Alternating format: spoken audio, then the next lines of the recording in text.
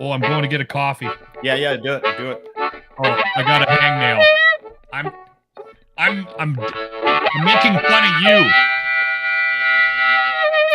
Continue. I don't care. All you're doing is making this longer.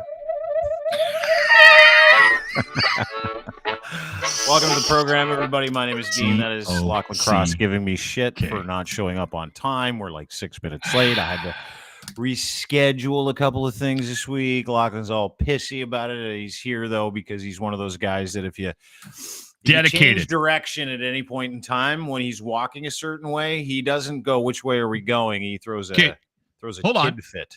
Hey, buddy. How you doing? Let's be honest. But what? I think I met you for a reason. Yeah, to make your life You're better. testing my patience. Yeah, you need your patience tested. Exactly. I think, and that's the way I'm viewing this. I'm looking at this as I'm trying to take the positives out of a relationship with Dean Blundell. You know what? Go ahead. Sorry.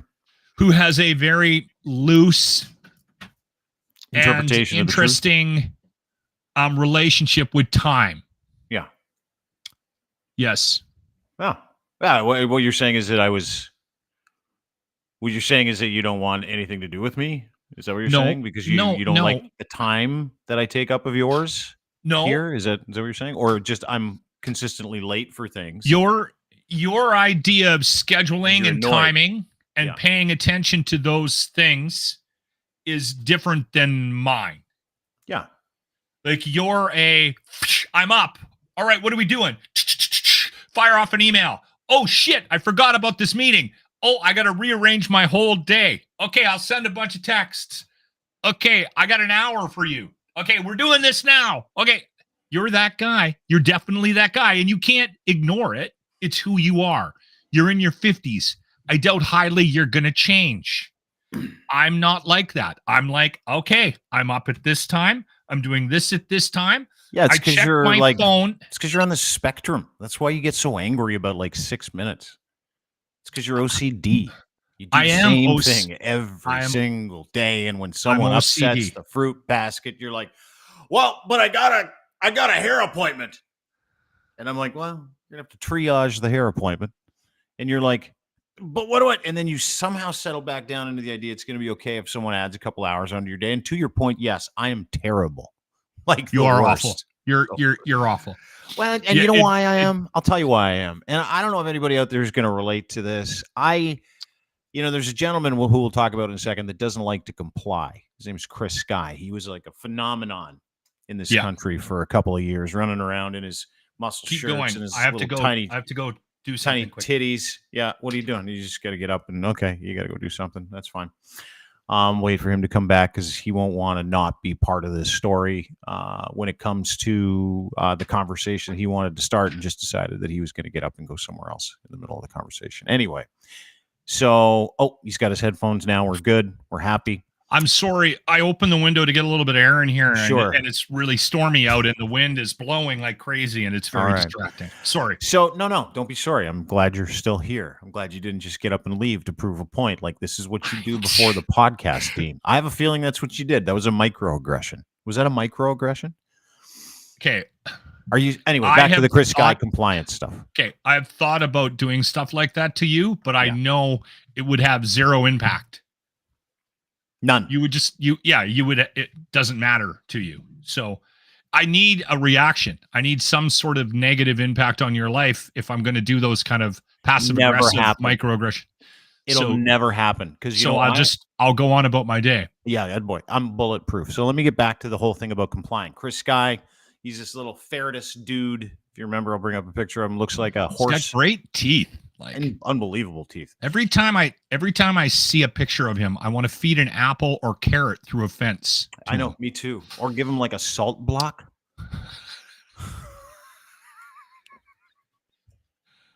Anyway, he's from a very wealthy family and doesn't like rules. Never had them in his life because he grew up rich and decided he didn't want to comply with COVID, led an army of complete blithering fucking idiots and meth heads during the COVID campaign. It was an interesting gathering of individuals in his group, yes. Yeah. His meth heads.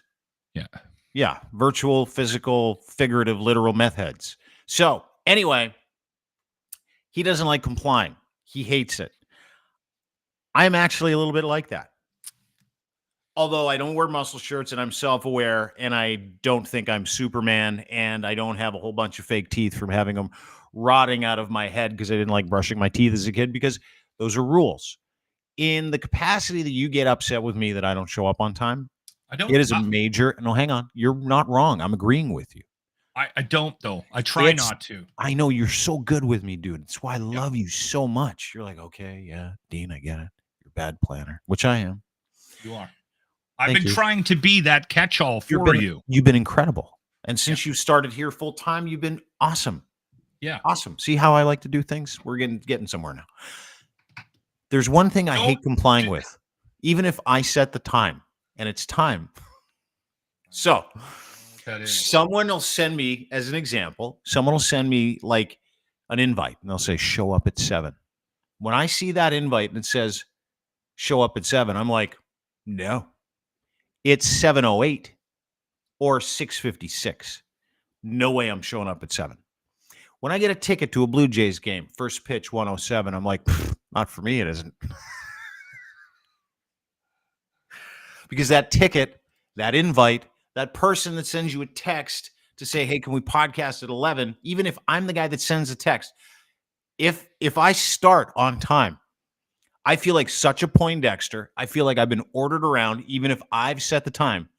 And that is a major problem for me and everybody around me that I am never going to fix because I think it's funny.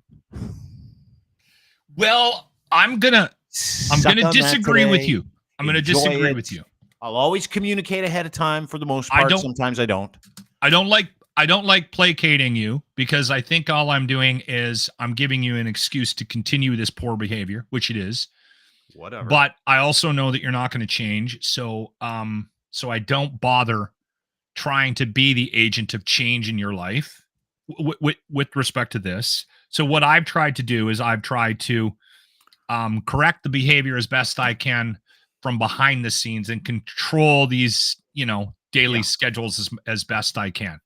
And I've had limited success. Here's the thing that I think happens a lot of me knowing that you're going to be mad if I don't show up at the assigned time. So no, I don't get mad. No, I know you won't. I know you don't. But like my guilt is like, oh, he'll probably want me to show up on time. So if there is something that I do on a schedule, it's out of like guilt. It's not for other people. If it's just me, I'm 100% okay with you feeling guilty about this. 100% okay with it. I was just going to say that in this business, for whatever reason, and I've seen it in the past with like old dog radio people, right? Like I missed this sort of boat. Like I got into radio in the early 90s, and I came on the heels of this wave of these massive personalities, right? Yeah. With that thought that everybody had to stop what they were doing. And I'm not suggesting you got a bit of this. I watched them demand things, and I watched them think that were unreasonable. That the world revolved around them and what they were doing. And that prima donna thing that I witnessed as a young broadcaster really actually, it bothered me. And I'm not talking about you. Somebody, no, I see. This is the thing. That is not it with me. I am not the person that doesn't show up to things on time because everybody should be okay with whenever Dean Blundell shows up. That's not it. With me, I'm like mentally defective when it comes to going and showing up on time. Yeah, because it makes me feel like a dork. But I think you also do still have a little bit of a, hey, I'm Dean Blundell, and I'm going to do what I want. Not at all. When you, what have you seen that from me? Come on, it's a little secret time here. It was like, okay, go ahead, ask me a question. Little secret time. Go ahead, hit me with it. What did you do when you got to the radio station at the Edge every morning? Oh, we talking about Dean 1.0 or 2.0? What are we talking about here? Dean 1.0. We're talking about Dean 1.0, and I think this actually ties into. You want me to take you through my day of Dean 1.0? I'll tell you about Entitled Dean. So I would get my fat ass out of bed at around 4 o'clock in the morning. I miss Fat Dean. I'd nurse a hangover into the shower. It was a nice house. It was a nice shower. I would stumble out, hop in my Mercedes I didn't pay for, in the warm garage, 4-car. This is what I'm talking about. And my car about. had to be parked right next to the door, so it wasn't as much of a job for me to get around the car, so that was the deal. And then I would drive down my heated driveway, which never collected snow. Shovel. You got it. And I would beetle into work. Sometimes I'd get a police escort from super police fans. Sometimes I wouldn't. Sometimes we do 180. Sometimes I do 120. Then I get to work. I would go to the elevator, which went into my studio. And I would hand the intern my keys. And I would say, thank you. Can you park this? Sometimes I'd park in the studio just because I didn't want to walk upstairs or take the elevator. I'm just saying there may then be. I would sit down. No, I'm not done. I'm taking you through Fat Dean's entitlement. I would sit down at my studio, which no one else was allowed to use, at a carafe of chocolate raspberry coffee, which was my favorite, with stevia and cream, a specific kind of oat cream. You know how I know you're gay? And I would pour the oat cream in, and I would drink the coffee, and I would prep for an hour. And then I would go on the radio and go, look at how important I am, suckers, for 4 hours. Then they'd pay me millions of dollars, and I'd go home. Now, yes, there's an element of Dean 1.0. Didn't like going to things on time for the same reasons this Dean doesn't, though. Felt like someone was telling me. I'm just saying there may be some hangovers from Dean 1.0. That's all I'm saying. And I was going to add to it. I remember when you and I first started working together. Yeah. And this was like 2-3 years ago when you put me on the podcast, and then I would put you occasionally on the Locker Room, the show that I no longer host. You got fired. I got let go. I don't even know what it's called. Anyway, whatever they did to me, they ruined one of the best rock radio shows in the country. Anyway, they fired you. It's super simple. They're like, you're too cool. You embarrass us. New ownership or management over there was like, listen, we know we're incel dorks. Yeah. And we're here to all right, get rid enough of people who are in our way. That's my opinion. That's just my opinion. No one said anything. All right. Okay, so anyway, we had an interesting conversation when I said to you, I said, hey, you should come on the show and we'll do a hit about whatever, hockey or whatever the topic of the day was. And I think you realized at that point that I ran the board, and you went, you run the board? And I went, you touched yeah, I can't imagine doing this job without having control of all the buttons. Huh. Well, I can. So it's a wiring. Right? Like it's a control thing. I didn't mind giving control to other people, but I'll tell you what, that also damaged me in my divorce when I didn't know where all my money went. So always maintain control of your situation. Don't get too uncomfortable. Don't get too settled, because you'll lose your life and then you'll have to start over again. Can we start the program today with some unbelievably sad news that really is in theme? It's in keeping with what we're talking about. And it brings back a callback, if you will, to the first part of the conversation, which was Chris Sky. Do you remember Chris Sky? I do remember. I remember we had him on a couple of times too. Yeah. Oh yeah. He's a lunatic. Remember, this is the gentleman. If you're following us on Crier Media's YouTube channel, the dude with the horse teeth. He's got the sweet hair. He's got the neck tattoo that looks like a bunch of mechanized dicks. And he was the guy that would show up to like those the dick tattoos or the teeth or the hair or all of it. We'll get to that. He's got caps, eh? For sure, those are caps. Whatever they are, he looks ridiculous. Yeah. Credit card sized teeth. So Chris was a vagabond T-shirt salesman that would show up to town to pretend to like protest against compliance, any kind of compliance, vaccine, masks, being a good person, hygiene, wearing clothes, stuff like that. And he would travel with his then wife, who was a budding porn star. Who cares what her name was? And she spoke some serious broken English. And they went around Canada fleecing people $30 for a shirt here, $70 for a hoodie there. And he captained himself as Captain Compliance. He was on InfoWars with Alex Jones for, I don't know, a cup of tea. I saw that. Yeah. Very funny. Made me laugh. Anyway, been arrested dozens of times for, he's still got an outstanding chance of like, he's got an outstanding charge of trying to run a cop over or something. I mean, he's been to jail forever. This dude is just first name. I don't think he's allowed on. There's a warrant for his arrest in Ontario, right? Yeah. Okay. Yeah, there is. That's why I think he was in Alberta.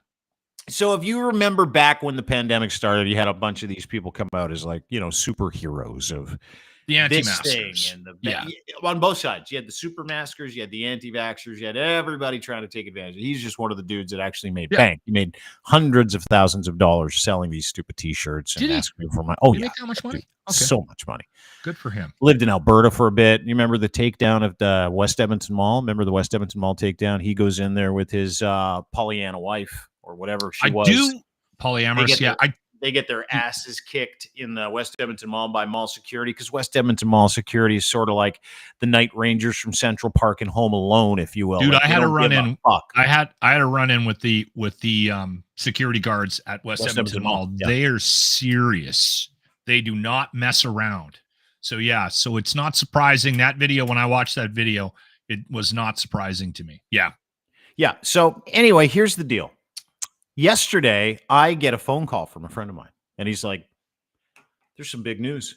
I said, what's the big news? He goes, check your DMs. Because I hadn't been on my DMs. I'm like, I try not to stay on my DMs. I try to get out of Twitter as much as I can. Anyway, I get on my DMs. It's a post from Chris Sky.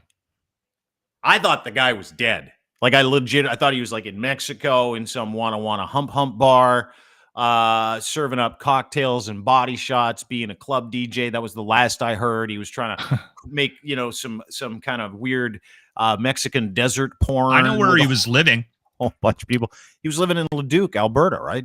Not far from you. No, he actually moved into the city. He actually, if I literally stood on the roof of my house and I had a really good arm, like I could throw a couple kilometers, I could throw a rock to his house.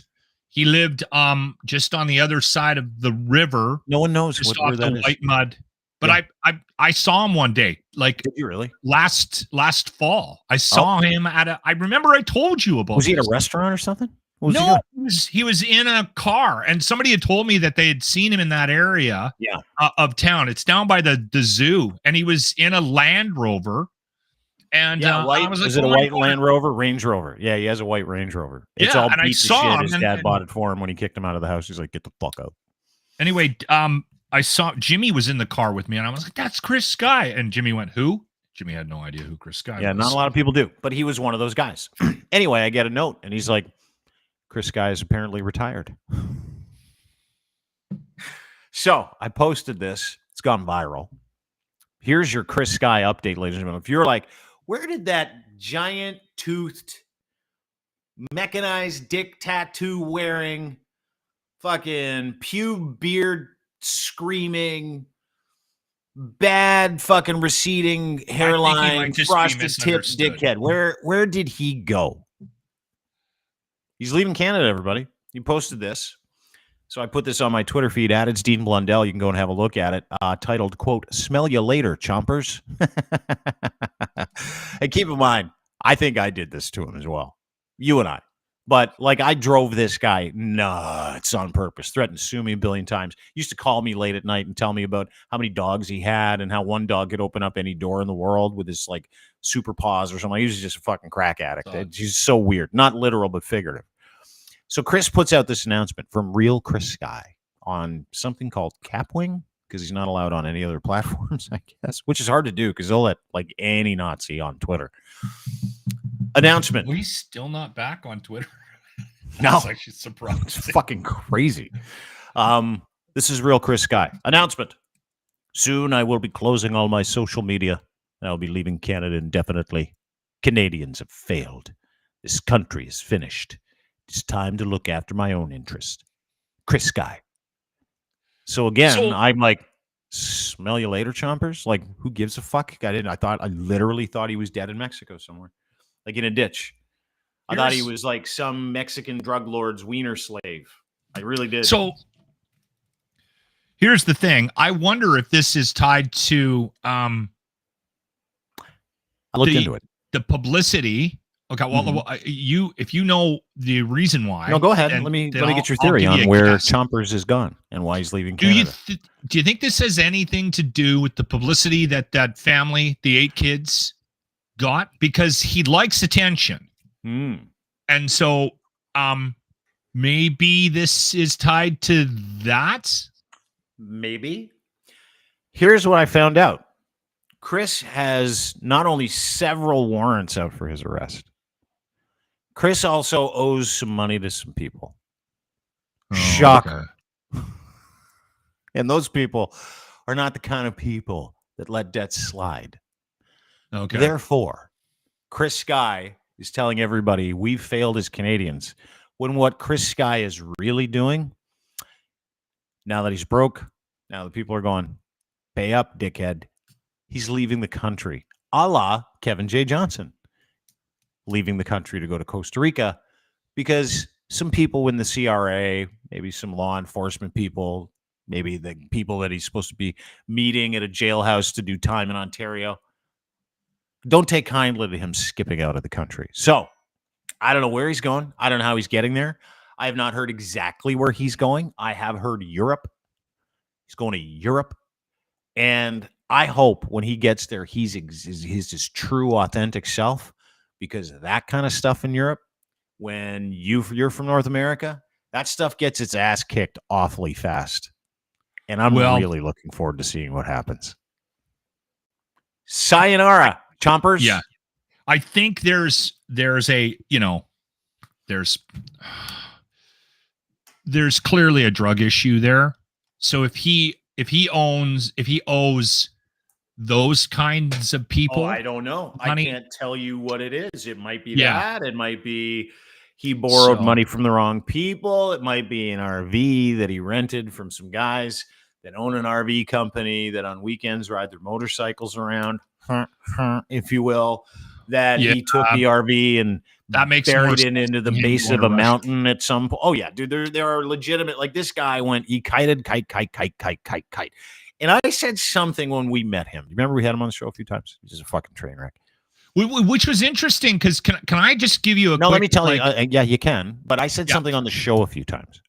And what I said was that kind of activity, that kind of attitude, that kind of bullshit is not sustainable. At some point, he's going to take off and he's going to tell everybody, and I remember saying this, that the government's after him and he has to leave the country because he owes people money and people want to whoop his ass. That is exactly what has happened. That is exactly what's going to happen with every single person that acts like this. They run out of papers, pizza guy. You just get tired of the shit. Watching it happen with Donald Trump in the United States, if you were part of that movement, I don't care what your ideology is, if you grifted, if you turned all that stuff into your personal little piggy bank, if you fucking lied for the WWE heel turn lift so you could be somebody for a second, that's not authentic. You will be found out. And then the Hells Angels chapter out of Vaughan is going to come and find you. Unless you go to another country, but they exist in other countries too. Anyway, there you go. For me, what I thought was interesting was the conversation we would have on, and just to give everybody a sense of we're on a program called Restream. So we would bring people on and then we would have a conversation before we went live or hit record. Right. And, like everyone's kind of doing their thing. And at that time, I think we had, there was like 3 or 4 of us, sometimes even more we had more panel discussions back in the day than just sort of you and I and a guest. Right. Yeah. And so we would have these very like coherent, like calm conversations with Chris, right? Like he would be, and he, not really, before we recorded. Yeah. Oh yeah. And then as soon as we hit go, he was like fucking JoJo the Idiot Circus Boy. Yeah. Like it was like a switch that went off, and then all of a sudden he's performing, but behind the scenes. So I always had this idea when we had him on that, okay, well maybe this might actually be a reasonable discussion, right? And you know, the amazing part was he would call you, like he would call me at night and we would have these tremendous discussions. And I would disagree with literally everything he said, but like he was largely coherent. Yeah. Talked about dogs, talked about his family, talked about too. breeds, talked about cars. It was like, and then as soon as you put a microphone on him or get in front of a crowd, he just became this thing, weird, this little weirdo that told everybody what was going to happen to him, and none of the things he said happened that were going to happen to him happened to anybody.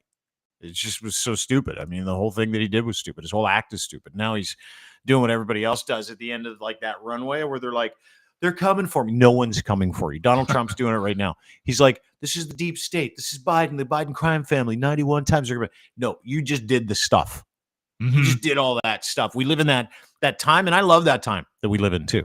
That time where everybody's like, no, they made me do it.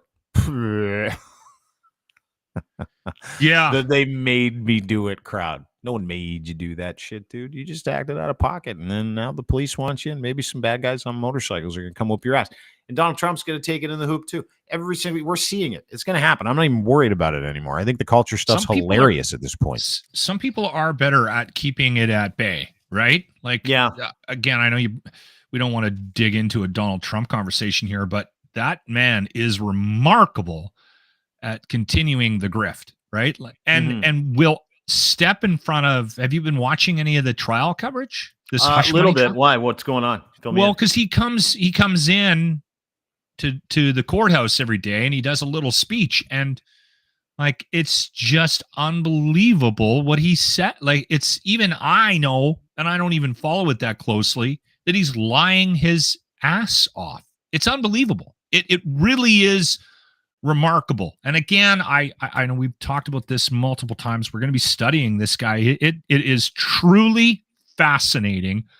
And there were some guys that on a very much smaller level also bought in. And I still find it hard to believe that Chris Sky somehow managed to make hundreds of thousands of dollars over the 3 or 4 years. Oh, dude, he had party buses, RVs. Bizarre limos, to me that people would give that man money. Well, it's like, and that's kind of the thing. Like, you know, we watch ourselves kind of come out of this time. Yeah. We haven't talked about COVID for quite some time, or the culture bullshit around it. We watch ourselves come out of this time. And we are. I mean, everybody's kind of coming to, you know, grips with the idea that, okay, the reality's different. You've got two sides, right? It's woke and unwoke. Yeah. That's the whole fight. And behind those stupid fucking woke, unwoke tropes, you've got a whole bunch of different interests. But the one interest everybody has in each one of those groups that acted like a dickhead was, how do we take advantage of the situation, right? How do we take advantage of the people? There is a personality type that does gravitate towards that. Like, how can I make a living out of this, right? If somebody believes in this, right? Yeah. How can I figure a way out to get into their wallet? How can I get into their Bitcoin account?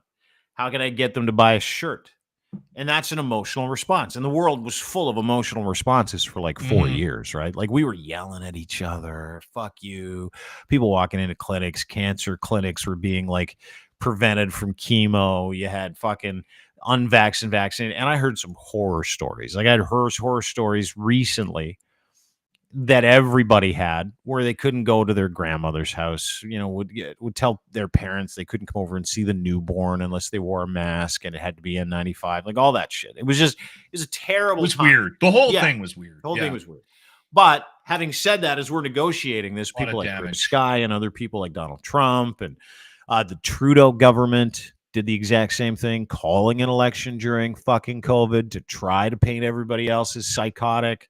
Then you had the assholes on the other side pretending that none of this was real and it was all government conspiracy, like all that shit. Take all the psychoticness away from it, right? Yeah. Take all the psychoticness away from it. We're left with watching people walk away from all the stupid extremes. And those people all had the same intention, which was, how do we motivate and radicalize large groups of people? You feed them lies. You tell them, hey, look out. Government's coming for you. They're going to take all your shit. And then you tell them the only way to do this is to be a warrior. So you tag them in as like LARPers. And so there are a lot of people out there that were really confused during the COVID years of which team to be on. And you couldn't get away from it, right? And you couldn't get away from like, give us some money and we'll fight for you. Give us some money and we'll go to the Supreme Court. That's what Rebel News' entire business plan is based on that. That is exactly what these guys did. We're standing up for you. The only thing between them and you is me. And if you were those people during the pandemic, I don't hope you just move out of the country. I don't. I hope you go away forever, like the bad way, because those were the worst people in the world. And you're seeing them get it. You're seeing a lot of people get it now. And Catching you're up to seeing them. people from the left, vaccinated and unvaccinated, going, we don't give a fuck anymore, right? We don't really care anymore. And then you're seeing really the remnants stay angry on one side. Yeah. The remnants stay angry on the other side about the remnants on that side. Chris Guy is the prototypical example of why you should not give a fuck about any of these people ever, because they are just thieves. That's it. There's still an element of the culture war that's hanging on in that the woke versus the unwoke thing, right? Like I know the terminology does bother some because there's a better definition of the word, but there's still an element of that culture war happening where the left is using things to point out how dumb the right is or how dumb the people that don't agree with it is, and then there's the people that are still mad that people change their pronouns on their Twitter pile, like right, and they'll do like a 3-minute video on TikTok about it, or I remember when this all started happening, we started to dig into things on like I don't know why, but it just became a fairly normal discussion on the locker room, and I caught myself a couple of times because I'd be like, how do people get dragged into these? How do they buy into this? How do you what human being with a functional brain, how do you get sucked into being in the Chris Sky army? And I got an even simpler example. We had somebody at work that got sucked during COVID into an MLM. They were ordering pizza and online, and they clicked something online and ordered these vitamins, and then this vitamin company started like sucking money after about a month or two, started sucking money out of their bank account, right? And they never did get the vitamins. So then there's this whole thing about this whole process, and it was somebody at work, and I won't mention their name. And I remember saying out loud in the room, who's dumb enough to do this? Like, who are these people that are falling for this? And Jimmy goes, hey, what was the name of that vitamin company?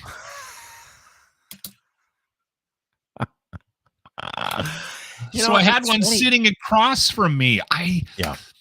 Well, and there are people who are not dumb, who are just emotional. Like you got, listen, yes, there's IQ issues. Yeah. I was talking to someone about it the other day. There's a difference between like, being smart and having an intellectual quotient, like having the mental horsepower to put it all together, right? You got really smart people who are good at math and don't know how to brush their teeth, right? Yes. You've got people who know how to brush their teeth, couldn't give a fuck about math. Smart. Yeah, totally. I may or may not have been married to someone who was really great at math, but like effectively completely clueless when it came to communicating with anybody. Like it was bizarre. Like you were like, how can you be that smart and this challenged in certain aspects? And so there's a difference. There's a difference between intellectual horsepower and there's a difference between mental and emotional horsepower. There's 3 different things that feed into. I don't know if have you taken an IQ test? Have you ever taken one? I don't want. You should. You should. That's why people don't take them. I've taken several. I'm a genius. Shocker. And what it says is people who are smart have big IQs. It's not because of what they know or what they can retain. It's how they can put together all of it, from the intellectual to the academic to the emotional to the metaphysical. If your understanding of yourself, how to get what you want, how to put it together to have a good life, that is IQ, right? So depending on the way you grew up, the pandemic really fucked with you because most of that IQ isn't what you're born with. It's what you've been taught. how to look at life, how to perceive life, how to do good things in your life for you, how to respond well to it. So we do have a lot of dumb people. And let me bring this up. Those people might be smart at things, but they can't put all of them together, which means they're stupid. And when I said for previous 3 years, you know who's causing all the problems? It's the stupid people. You would go, wait a second. It's legitimately science. It's the stupid people. On the left, like you got, no, hang on. On the left, let me bring up an example. There's this woman named Dina Sharif. Dina Sharif is like, she's like the left's version of Chris Sky. Okay. And possibly one of the very difficult to look at this woman. It's like looking at a house full of hoarders every time I see her face. I'm like, oh, fuck. Anyway, it's the same feeling I get. She's fighting for inclusivity by showing up to trans rallies with like mechanical whistles to blow in anybody's ear who she doesn't like. She's assaulted people. She pulls up to rallies and tells everybody to go fuck themselves. I've seen her on the Karima people videos. With flags, like that kind of stuff. Yeah. Right? She's dumb.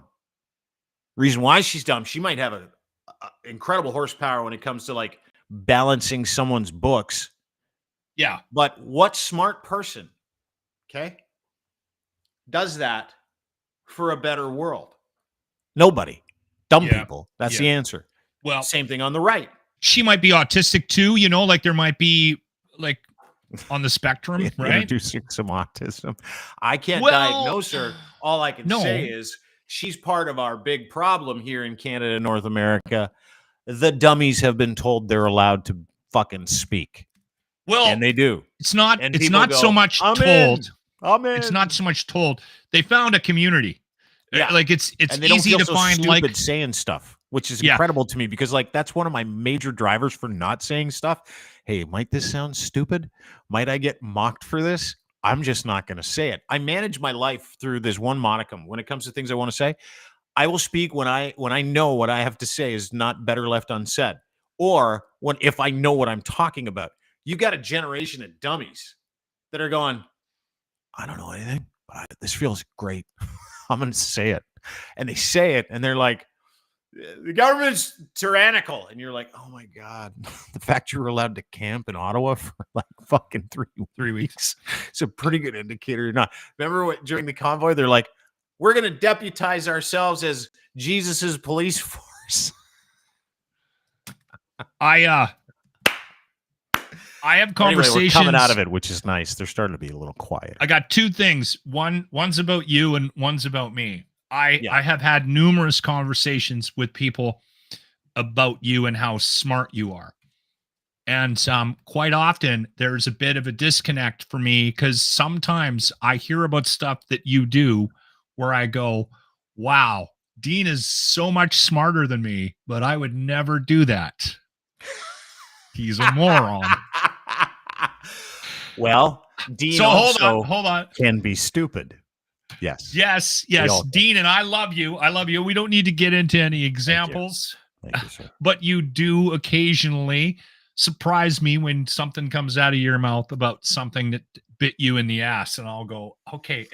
But the other thing is, you even articulate what it is that happened and why it bit you in the ass, and then you go, I got to stop doing that. So we all have an element of that. Yeah. Dean's a genius, apparently. I'm too scared to take the IQ test, right? And then my wife said something to me the other day. We were having a conversation because I have this disease where quite often I'm right. I will say things out loud and I'll look around the room and everyone's just like, that's just not right. Yeah. And I said to my wife, I said, when I end up being right, I have this overwhelming desire to run around and tell everybody that was in that room that I did. It looked at me like I was an idiot and look, I was right. Yeah. And she says to me, she goes, you don't do that, which is a good thing. She said, but I have an idea as to why people don't listen to you, because you have this willingness to admit when you're wrong. You have an overwhelming ability to do this. Yeah, you do. So when that's a sign of intelligence or super intelligence in some cases. So that would put your IQ level between 115 and 120, I would say, which is very smart. Let's not test that. So between 110 and 119, just so you know, that's superior or above average intelligence. Okay. Okay. Well, I can 120 to 140. I can put doubt in your mind if we start talking about how bad of a speller I am. What? No, super intelligent geniuses can be bad spellers too. They just don't give a shit about it because they know that they don't need to waste any time with it because they're really good at other stuff. Guess what I'm telling my wife at dinner. No, you're not. Actually, do it. Let me record it. I want to see it. Between 120 and 140, Dean says I'm super brilliant. Super intelligence or is gifted between 120 and 140. Scores over 140 indicates genius or nearly genius. Scores under 100 and under, usually between 80 and 89, indicates dullness or lower than average. If you're lower than that, you need to go to the hospital. That's what it says here. No, it doesn't say that. But it doesn't say that. Okay. Yeah. So go get your IQ tested. I'd put you at about 115, 120 in there. I would. It's good. You're smart. You're a smart guy. You can put it together. You own multiple homes. You have a radio show. You can function. You got a driver's license. You can problem solve. And I'll tell you what, that's the thing. A lot of people don't realize I'm actually a decent problem solver. Your IQ level directly dictates your problem solving ability. So a guy like Chris Sky couldn't solve his money problem, so he lied and stole and is now on the lam. And you know why? Because he's dumb, because he's not a problem solver. He's a problem creator, right? Yeah. Dumb people create problems and complain about problems. Smart people with above average intelligence like you, hang on, they get busy solving their own problem and not blaming other people. That piece denotes intelligence like nothing else, kids. Take this out of the equation. Take the dumbness. Take the IQ test. Like, who cares how smart Chris Sky is or how dumb he is? It doesn't matter. I'm putting him at like 87. We also have a culture of the victimhood thing, right? And but isn't that a direct indication of how smart you are if you can't figure out that everybody else's stuff is not your problem? No, I don't know if it's an indicator of intelligence. I think there is an element of people's desire to get, like, if they've got a hole. We were talking about a mutual acquaintance. I won't call him a friend, but when we see posts from him quite often, because I am entertained by this individual, I will share them with you, and you and I will have a little chuckle, which is awful, but we don't do it publicly. We mock and absolutely assail this man behind his back, just so you know. Which makes me feel so much better about myself. There's a cone of fucking trust right here. No one has to worry about it. We're not doing anything to anybody. But We're just partially marking this individual with the scarlet letter of hilarity. That's what we do. And we shouldn't find it funny when he is in a video talking about some health issue that you and I are pretty sure he made up to get some attention. Right? And this morning we were talking about him and we're like, what's next? And you were like, I said, is he going to fake cancer? And you went, no, that ship sailed. He already did that. And I'm like, you got to be kidding. I missed that post. Yeah, that's the other thing dumb people do, and largely victims, when they feel like they need attention instead of like doing the right thing, like working hard, doing something cool, helping somebody. They create, and everybody has these people in their lives, they create medical issues which don't exist in and around them. Could be a family member, could be you, could be somebody else. But then magically they don't have those things. Like my brother, whatever, right? Yeah. And we also have a friend whose every member of his family at one point has died. And then miraculously in the last couple of years, they've all been, they're all clean bill of health. It's unbelievable. Yeah.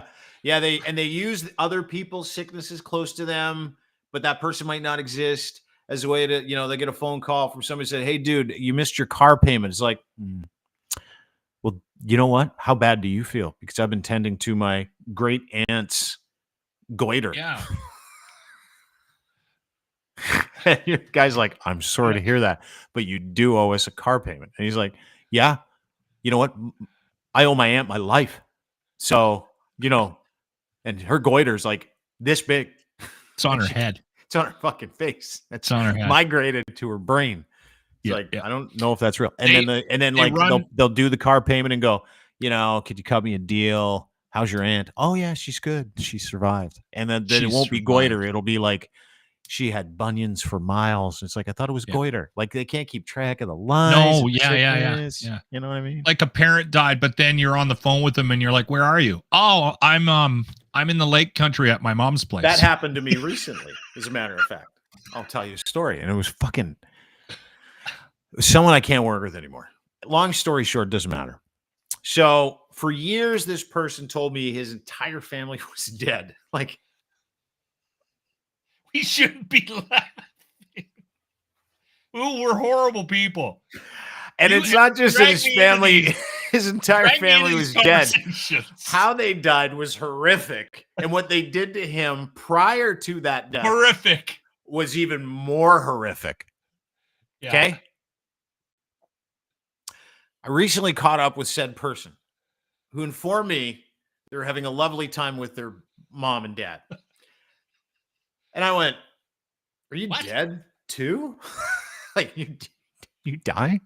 So are you calling me from heaven? That's unbelievable. And he's like, what?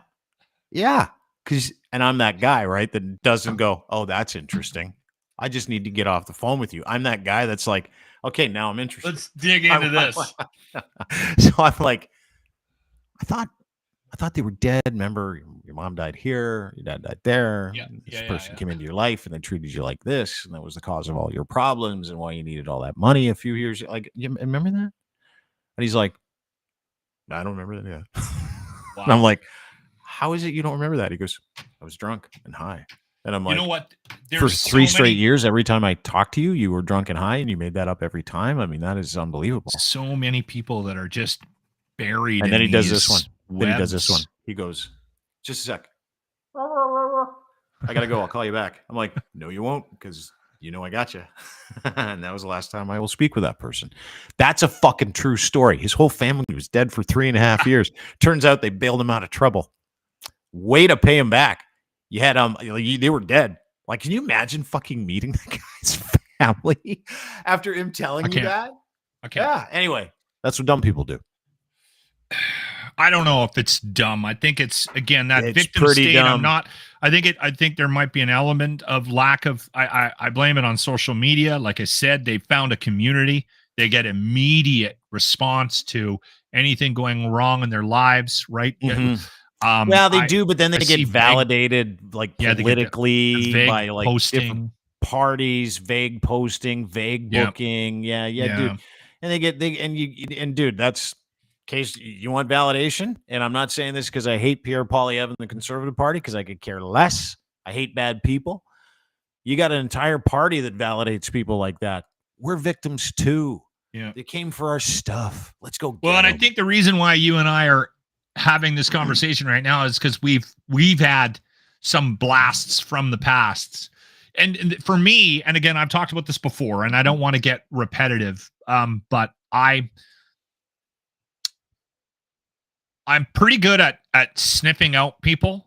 I think I actually have a gift. But I'm conflicted quite often. And you and I have had this conversation multiple times, and you come at it from a very interesting perspective. That's why I like talking to you about it. I have always been very, very independent, and I'm very careful with who I let in, right?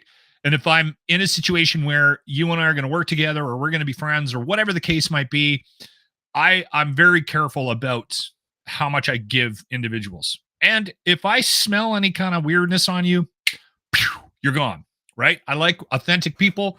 I like people that are real. I like people that have faults.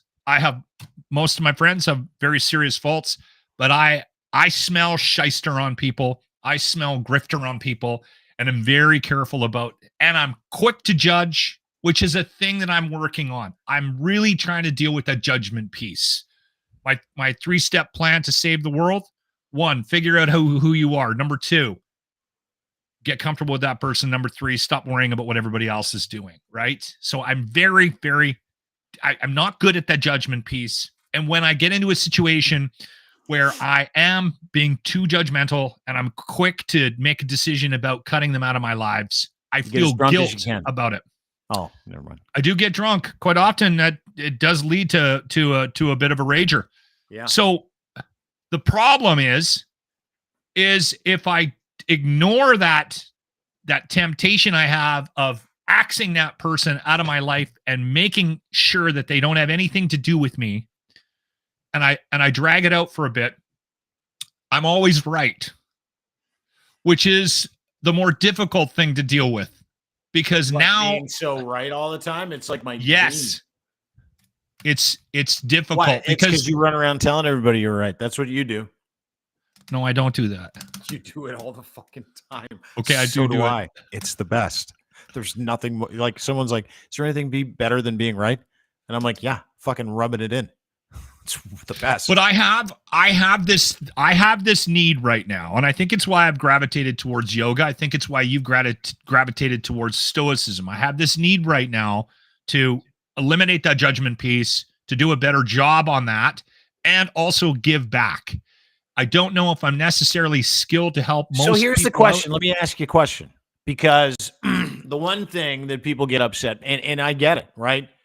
It's, hey, you can't call us all stupid. Yeah, I can, as a matter of fact, because you qualify. Pardon me. I take issue with that's a judgment blanket piece. statement. Yeah, it is to throw your life away over something you can't change means that you're doing something stupid. Maybe you might not be in every capacity, but that's an IQ issue. Yeah, it just is, dude. It is, and that's the thing. It's like the racist conversation or the trans. I think we can agree that Chris Guy is dumb. Everybody, but let me finish because I'm on a heater here. I'm going to explain something to you. Okay. There's a difference between an observation and dunking on people, right? There is. And I don't feel like sitting here after I've had all kinds of time of mine wasted over the past several years going, those people that do things like that, these are the 7 different principles with which they do not understand the reality of an objective life, lived well to be a happy person. Or that specific group of people that they believe these things, and so that's what they did. Fuck it. I'm so tired of it all the time. There's one reason and one reason only. Someone gives that guy money. There's one reason, one reason only. A woman drives 6 hours to beat someone with a rainbow flag at an inclusive event. They're dumb. Yeah. Okay, good. I'm glad we got there. We don't have to belabor it. Like we don't have to we don't. Names. No. That's dunking. Here's where I take issue with it. I'm just being right. Yeah, and you're good at it because you're a genius. Yeah. Super the one issue here's where I take umbrage with it a bit. Okay. I have a belief structure, and I have had this belief structure for a long time, and it's mine. It doesn't have to be yours. So when you see me struggling with the conversation like we've had today, this is the reason why. I truly believe this, and it's going to sound a little hokey, but I believe that if you put a certain amount of positive energy out into the world, you get it back. If you put a certain amount of negative energy out into the world, you get it back. So I try not to do that, right? So that's, you don't have to use my words. You could use words like differently abled, handy capable.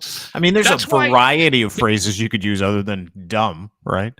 So I worked with a guy years ago in Winnipeg, and every 3, 4, 5 years he reaches out to me and he goes on a tirade, right? And I always have this what I think is very comical approach to responding to this individual. Oh, this is an example that you're giving an example. I like this. Bear with me. You're using this as an example is the difference between, because I know the story you're going to tell and I like it. So let's give it some context. An example between dunking on someone and making an observation that sounds like dunking on someone. Okay, go ahead. I like this. Go ahead. So guy on radio reaches out every 3, 4 years with vitriolic messages for some reason. Continue. It's always like a late night post. Yeah. And it's always like I've stole his career or I've ruined rock radio single-handedly. Me and one other guy that we worked with him. And he's that victim. He's always a victim. And I brought it up to you last week when he reached out to me, and I said, you know what, I'd like to deal with this on the air, but I want to be careful with how we approach this when we talk about it, because I actually think the guy's sick. And whenever this happens, I always have that pang of guilt if I bring it up or bring his name up, that I'm not helping the situation. I might be making it worse. And I think he actually might need a friend right now, and he might need a wellness check. Right. And so I don't have any guilt on how I respond to him, because he's a raging cock to me when he does reach out. Right. It's one of those, it's like, you know, when you sit down, everybody does it, right? You've done this, where it's like, you know, 11:30 at night, between 11:30 and 2:30 in the morning, you've had way too much to drink. I don't. The resentment wheel starts to spin. No, I'm not saying this is you, but we've all done this. The resentment wheel starts to spin. Most of us don't even remember sending these texts, by the way. I've done this to family members, so it's not good. And then you send a text and you feel all justified and cool because you're feeling like a drunk hero at night or a high hero at night. And then you go to bed, you wake up, and you grab your phone. You ever do this where you grab your phone and then you get this reply from somebody going, I can't believe you said that to me, you piece of shit. Fuck, da. And you look at the thing and you're like, oh my God, what did I do? What did I say? I don't do that. But that's what I think this is. That's what I think this is. Anyway, continue. He does it. He does it to me. This gentleman, let's just call him Dick, sends you, because it's his name, sends you these DMs every few years at 2 o'clock in the morning, to your point. 3:35 a.m. There you go. I got this. You talented has-been. HASBEEN. You look so pathetic with your terrible. He thinks I've somehow stolen his persona. Poor Dick. And by the way, if you're going to steal someone's persona, I know who you're talking about. That's not the one you steal. No. He hasn't been in radio for over 20 years, and there's a reason why. Are you stealing his persona as a clerk at 7-Eleven? Is that what you're doing? So I respond, sounds like you're doing well. Stay positive. Just so you know, no one is copying you. You haven't been on the radio for over 20 years. The last thing I heard was a tape of you so drunk you didn't know your name. Keep a smile on that pretty face. I usually add that in there. I don't know. You know what? Now, what is that? What is? Let's dissect my inability to ignore that and respond the way I did. Is that passive aggressive? Oh yeah, no, yeah, for sure. It's passive aggressive, and it's a waste of your time. And if you don't give a shit about this guy, why would you even let it take up any brain space? That's how I would approach it. However, that's Dean 2.0. Like, of course, 30 because you know. What did he say? What did he say? Well, it's you effing poser. Karma's a bit. He's coming after me. Apparently, is he coming after you? Yeah. How old is this guy? In his 70s? No. He's around my age. He was actually really talented. If I'm being honest, he's a very troubled soul. I think he's got some major addiction issues and lost his job because of that. See, that'll change the response when he's got addiction issues, and I'll tell you why. Well, and that's why I feel bad. No, fucking give it back to him. Fucking passive aggressive it up. But you might not want to overdo it like you just did, where you keep a smile on that pretty face. Yeah, it's a little demeaning. Yeah, if you're going to take the high road, take the high road. Don't take the middle road. And if you're going to take the low road, cut his fucking legs off. Okay? Just a little 101 back and forth. If someone does so after about 30 messages, I'll give you another example, and you can tell me what road I'm on. Okay. So you effing loser, blah, blah, blah. You killed rock radio. Like yourself. Yeah, I'm going to get a t-shirt. I killed rock radio. Good to see that you're moving on. Always great to hear from you. Have a great night. Because he got into the next night and then went after me again. 3 a.m. again? Yeah. And then, and then I'm feeling guilty, right? Because I'm still on the middle road. I did say, hey, listen, if you got any friends left, is anyone you can reach out to? It sounds like you need a little bit of help. Right? Oh, see, that's nice. You kind of played with him a little bit after another 30 messages, right? And then I sent him the helpline for Manitoba. 211. Attaboy. As you should. Passive aggressive. Yeah, dude, I do that too, where I'll get a tweet from somebody like that, or a DM, or I'll get a text, and if I don't hear care, from old coworkers, sometimes, yeah, and I'll just respond sometimes with 4 of my favorite letters put together in one word: meds. Because I don't care. I'm not giving it my time. I'm harsh about that, though. I think more people should be. Control what you can control, and if someone else wants to deliver some shitty rain on a sunny day to you, I'm trying to be better. I'm legit trying to be better. I am. You should. We all should. We all should. But sometimes it's fun. I think you have to protect yourself, Dean. Yeah. And I think I'm very good at that. Now I need to figure out how to help people. I think I need to exercise that muscle, because I think I might have that in me. Right. Yeah. I'm always amazed whenever we talk about yoga and this yoga journey that I'm on. I'm always amazed at how many people reach out to me for advice on that. So I think I might be able to give back in that regard. I'm never proud of myself when I respond like that. I do. In the moment, I'm kind of chuckling a little bit. Yeah, of course, it's fun, dude. You're in conflict, right? It's exciting. It's adrenaline. You're like, ooh. The other thing is, I wonder. Dick Shivers is in my DMs. I wonder what happens when, for me, like I'm always curious about, like, I don't care what that guy thinks of me. I just don't. Whereas I've met some people, and I know you've got this bone as well in your body. Like, I don't care that man doesn't like me. I have it's really zero care in my life. Whereas I know people that they'd spin on that for a month. Days.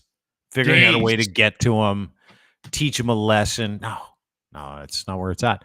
To your point, that's like nirvana. That's where everybody wants to be, in what I believe is called eudaimonia. It's like the most peaceful place to be, where anything anybody does around you or to you doesn't matter. Doesn't matter. It legitimately doesn't matter. Like, if someone gets in my DMs and dude, have you seen my Twitter feed? Yeah. You hack, you pedo, you groomer.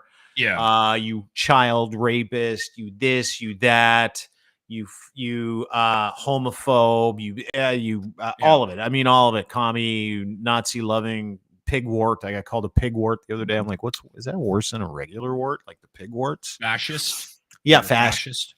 I see that one all the time. Yeah, dude. You manage that? Block. It's not even worth a reply. And the ones that I do, you don't want to block this guy, because I won't get to respond to him. Yeah, well, then keep doing it. Time for the Locker Room Retro Replay of the Day, brought to you by our friends at Ardent Roof Systems, ardentroofsystems.com. If you're in the Edmonton area, these are the #1 partner for Owens Corning for guaranteed work. They're a platinum partner, and Stacy's the king. He'll show up with a professional crew. He'll do the best job, guaranteed. He's got all kinds of price points, but you want someone you could trust. He's our roofing guy. Your roofing guy. Ardent Roof Systems Locker Room Replay of the Day. What do we have today? I can't confirm any of this, but I have heard that Stacy is maybe expanding as well. So there you go. Also, early bird pricing still in effect till the end of April for the charity golf tournament for the Stollery Life program, which Ardent and Stacy have raised over $65,000 for in just four tournaments. The fifth one, July 5th. Ranch Golf Country Club here in Edmonton. Sign up a team, a single, by going to the webpage, ardentroofsystems.com. This is me. Well, every once in a while, sometimes my tongue gets ahead of me. That's all I'll say.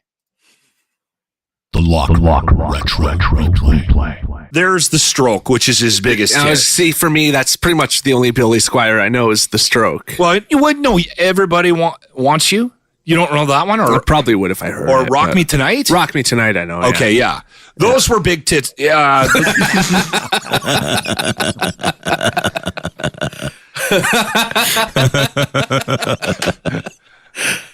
sitting? I didn't mean to say that. Did somebody walk by the studio that distracted you?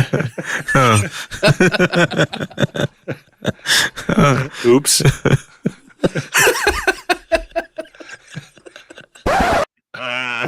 It's one of those things that happens on the radio that you never want to happen on the radio, that for like the next 30 seconds after you do that on the radio, which is a total accident, you think you might get fired. One of those breaks, Flop right? sweats. Oh, yeah. Full on. Boom. Everyone knows it that was in radio. Where you mean to say like country music, but you missed the last part of country? That's happened to me. Oopsie doopsie. Oopsie doopsie. Thanks, buddy. Don't forget, Art and Roof Systems Golf Tournament in support of Stollery Child Life Program. Out. I will be there July 5th. You need to come and golf with us. We're going to raise a bunch of money for the kids that truly need some help, and that's exactly what Stacy does with that money. So make sure that you come and join us. Go to artandroofsystems.com, and you can donate there. You can buy a foursome there. You can donate not only to have available sponsorship. You can sponsor a hole. You can do, and Owens Corning is a major partner here as well. We're going to show up with cameras. We're going to have a great time. So don't forget artandroofsystems.com. today. Thanks, dude. Appreciate it. I will fill you in on I'm going to have a grease fire meeting. Okay. Your show. I'm excited. Yeah. The cooking show that I'm a part of. Really excited. Which is just funny in itself because I can only make sandwiches and eggs. Yeah, I know. You fucking kill the shit out of an egg sandwich too when you put them together. Oh, Yeah, I know. Yeah. What I do is I cook the egg a little longer so the yolk isn't as runny. There you go. Thank you. There's a tip. Thank you. Lochlin Cross. At Lochlin Cross on Twitter is where you can find him. Locker Room webpage as well. You can go to the Locker Room YouTube page. Subscribe. You can see all their favorite bits. Great radio show. Historically great radio show in Edmonton, Alberta. That's it for us, everybody. I want to thank our partners for making this possible. As always, I want to thank our friends over at CanTorque. CanTorque, they make rugged, hardworking torque wrenches. And they are every single solution under one roof. For anybody that needs a torque wrench or bolting solution you can't find one for in heavy industry, man, this happens all the time. They turn these nuts and bolts so hard you can't find a solution for it 30 years later. And the way that engineering works, you need a torque solution that actually is managed by PSI, something that's actually on fire that can produce a torque like any wrench has ever been made before. That's what they do for heavy industry around the world. Number one in it as well when it comes to making torque wrenches, designing any flange maintenance systems and impact sockets, every solution under one roof, distributorship under one roof as well. If you're looking for a gig, you want to distribute their tools, they're right out of Canada and super proud to be manufactured in Canada as well. They've got a maple leaf on every single one of their products. You can check out those products over at cantorque.com. Go to cantorque.com today. And check out their podcasts, see their services. If you're in heavy industry and you need a bolting solution and you've been talking about it, but everybody's like, we don't know where to go, CanTorque. That's where the world goes. They come to Edmonton where they also manufacture, proud to do it because they are Canadian. CanTorque.com for more information. My friends at Muse Massage Spa, I got a very disconcerting phone call today from my friend Emily at Muse. She had her Twitter feed taken down. This is the second time. And all she does is post pictures and videos of their services at Muse Massage Spa, 1290 Finch Avenue West. And they're lovely people. Her and Riley, they got a Patreon podcast. You can get it on YouTube as well. Muse on the Mic, educators, sexologists, advocates, owners of a spa, gainful employers of dozens of women, hardworking individuals. Can't even advertise their services. However, Nazis can proliferate Twitter, no problem. So ridiculous. So, everything Muse related. I need everybody to bomb MuseMassageSpa.com. I want you to go there today. I want you to check out their schedule. These girls have worked so hard for almost 20 years building the #1 massage body parlor in the entire country. Built it from nothing. And they're entrepreneurs. And they give back. And they're one of the best employers in the city. So while Elon Musk wants to tell them they can't post pictures of tatas and services at the biggest and best massage spa and parlor in Canada, I'm telling you, you can go there. Go to their website. Check out their services. Brand new website, MuseMassageSpa.com. Better yet, go there. Make an appointment. Tell them Dean Blundell sent you. Tell them that. They'll give you a deal. That's the kind of people they are. So let's help them in their time of need. There's no older, more fashionable, more noble profession than this profession. The oldest profession in the world. MuseMassageSpa.com, educators, advocators, and right now they need your help. Go there today. Tell them Dean Blundell sent you. They'll take very, very good care of you. We're also brought to you by our friends at factcheck.io. Factcheck.io, world-beating software that has the ability to kill disinformation at its tracks, has the ability to help publishers write without writing, has the ability to keep you safe from disinformation. It's like having a little agent, a little buddy in your hand when you surf the web, when you go through your social media feeds. It says, that's a lie, that's the truth. That's the lie. That's the truth. This person said this. That's a lie. Don't trust that account. Would you like that in your life? You sure would. Then help us beta test. Fact Check is looking for beta testers for their world-beating disinformation killing software where you can help verify how it works, why it works, and help work out all the kinks. Their new beta test is incredible. Pictures, videos. There's even a Shazam feature. I don't even want to tell you what it's called because I was told I'm not allowed to. However, I can tell you this.